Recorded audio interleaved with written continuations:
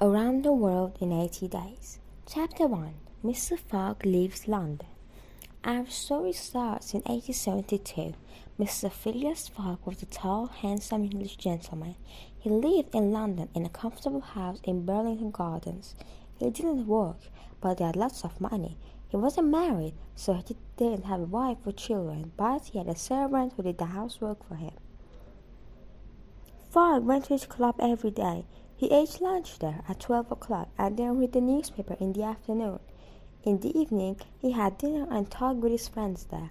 At midnight, he came home and went straight to bed. Fogg's servant was a young man, James Foster.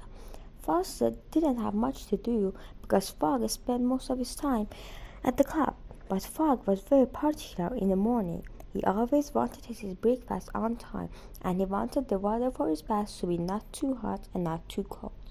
One morning of 2nd October 1872, Foster brought Fogg some water for his bath, but the water wasn't hot enough, so Foster lost his job.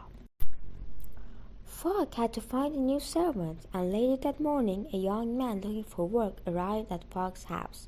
"You're French, I think," said Fogg when the young man sat down in front of him. "What's your name?" "Jean Passepartout, sir," answered the young man. "Passepartout is go everywhere in French. I've got this name because I've worked in many exciting jobs in lots of countries. 5 years ago, I came to England to work, and now I'm looking for a quiet job, Mr. Fogg. I've heard that you're the quietest of Englishmen.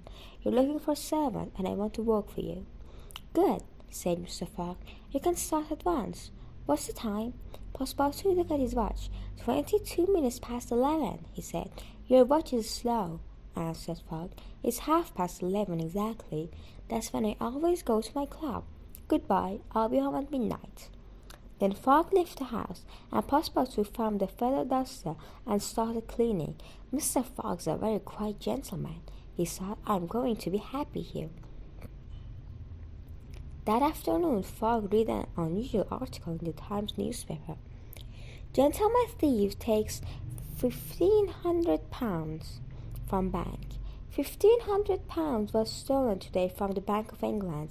A tall, handsome gentleman was sitting in the bank at the time when the money disappeared. "The police are looking for the gentleman thief anywhere." At the club, Fogg was sitting as usual with his friends, Mr. Stuart and Mr. Ralph. Stuart was an engineer, and Ralph worked at the Bank of England. They talked about the newspaper article. "They'll soon catch the gentleman thief," said the banker, Ralph. "With trains and ships, today's policemen can travel fast." "But thieves can travel fast these days too," said Stuart, the engineer. "Today you can travel around the world in 80 days, said Fogg. "It says that here in the Times." "On paper, maybe.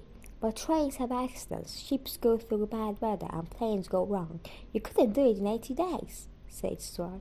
"Yes, you could," cried Fogg. "If you're careful about time, I could do it." "Really?"